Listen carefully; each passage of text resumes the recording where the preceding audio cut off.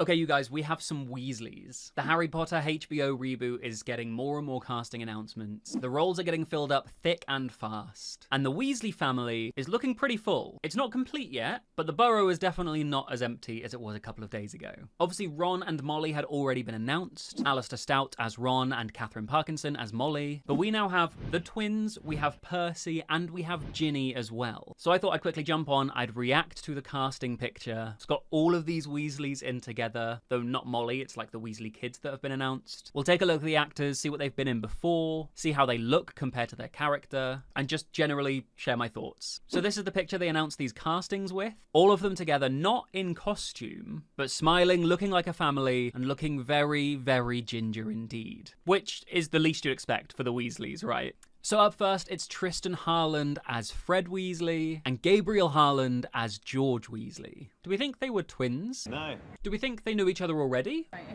No, it's quite a weird story. We met at the audition process, didn't we? Yeah. It's very lucky for the producers that you do look so similar. Yeah. So first things first, I'm loving the like consistent curly wavy hair of these kids. Obviously they've cast actual identical twins in Fred and George. Now, if you'd shown me this, I probably would have flipped them. Because, like, the way they've announced their names, I'm pretty sure the one on the left, Tristan Harland, is Fred Weasley, and the one on the right is Gabriel, who's George. But I think, right, I have this theory. Fred is the slightly more unhinged, unrestrained twin, right? In the Goblet of Fire, Fred is willing to blackmail Ludo Bagman. It's George who pulls him back from doing that. George seems to be the twin who just checks Fred and his recklessness a little bit. And I would have said, of the two of them, the one on the left has a slightly softer, friendlier face. So I would have put him as George, and then the twin on the right as Fred. But obviously the way they've announced this, I'm pretty sure they're going left to right with the names, so it's Fred on the left and George on the right of the two. In terms of these twins' experience as actors so far,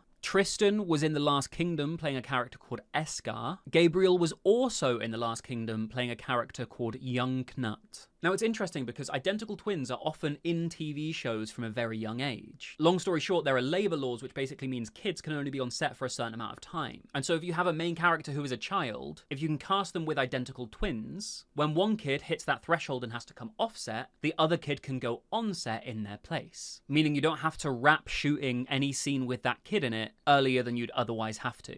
It's why a lot of identical twins, when they're actors, they start very, very young. We saw it with Mary-Kate and Ashley. They shared a role on Full House. Cole and Dylan Sprouse shared the role of Ben, Ross's son in Friends. Emma on Friends, Ross and Rachel's baby, was also played by identical twins. There's a Disney movie called Sky High, and the role of Penny was played by twins. You get the point. So seeing identical twins cast in this role, I would have thought they would have had more acting credits. That said, I haven't seen The Last Kingdom, but I have heard really good things. I've heard the drama is good, the production value is good, so I expect these two pretty decent acting chops between them. We then have Ruari Spooner playing Percy Weasley, and something I've just learned is Ruari, spelled like this, means red-haired king. What a fitting name, not just for a kid. Now, Ruari doesn't seem to have a lot of screen credits to his name. It looks like he's been in a pilot for something, but either it was never picked up or it hasn't been picked up yet. But he does have a decent chunk of theatre experience, which, if you've seen my other casting videos about the Harry Potter TV show, you'll know I think theatre experience is very, very important for this show. I just think there are so many scenes where characters are delivering dialogue without much else going on. Think Dumbledore talking to Harry in the hospital wing at the end of The Philosopher's Stone, or the Shrieking Shack scene at the end of The Prisoner of Azkaban, where Lupin and Sirius and Pettigrew and Snape and the trio are all in there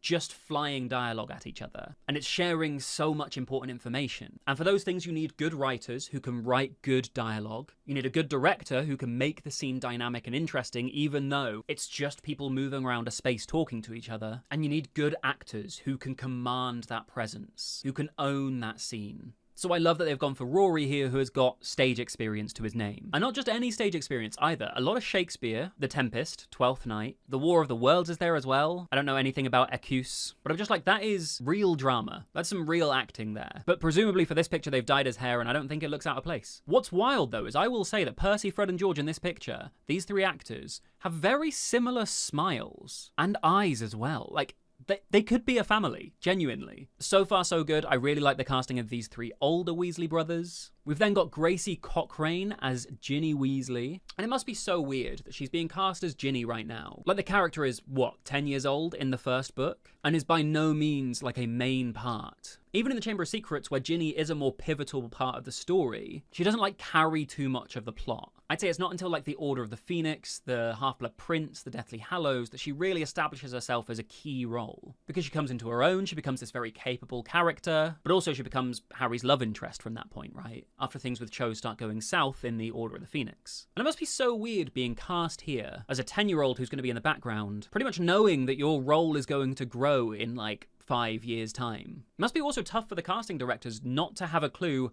how good or capable of an actress she'll be in 5 years' time, when they need a little bit more from her. That said, she does have a screen credit to her name already. She was in the show Blitz. Not a named role, but still a credited role. She's also got some stage experience as well. She was Jemima in Chitty Chitty Bang Bang. I haven't seen Chitty Chitty Bang Bang. Is that like a main role? She was also young Eponine in Les Mis. Now, I have seen Les Mis, and she was part of the choir in Beetlejuice. Again, these are big shows. So as far as you can cast somebody who is presumably roughly age accurate, so around about 10 years old, she has a decent amount of experience. So look, I'm happy with this casting. They look great. Like I said, they look like a legitimate family. I think they fit with Alastair as Ron very well. The announcement post does mention that Charlie is in Romania at the moment, but will be joining us soon enough. And I wonder if that means he'll be cast before the first season. Because I would have expected, like, Charlie doesn't feature in any of them until the Goblet of Fire, right? Like, maybe he's in pictures in the background, photos around the burrow, like the newspaper picture in The Prisoner of Azkaban when they all go on holiday together. But he's not going to be a main part until the Goblet of Fire. And obviously he's older even than Percy, so you'd expect by the time the Goblet of Fire comes around, if they wait to cast him then, they could get an actor with a bit more gravitas, a bit more experience. But trying to get like an experienced older teenager as an actor to just sit around and not do very much for 4 years until the Goblet of Fire comes around, I think you're going to struggle. So whilst I'm very glad they have announced that Charlie will be coming and will feature, I wonder if that means the plot with Norbert, where they have to take Norbert's egg and smuggle it to Charlie's friends to take it away. I wonder if that means that actually it's going to be Charlie himself who comes to retrieve the egg rather than his friends. One other thing that I think is important to mention is Catherine Parkinson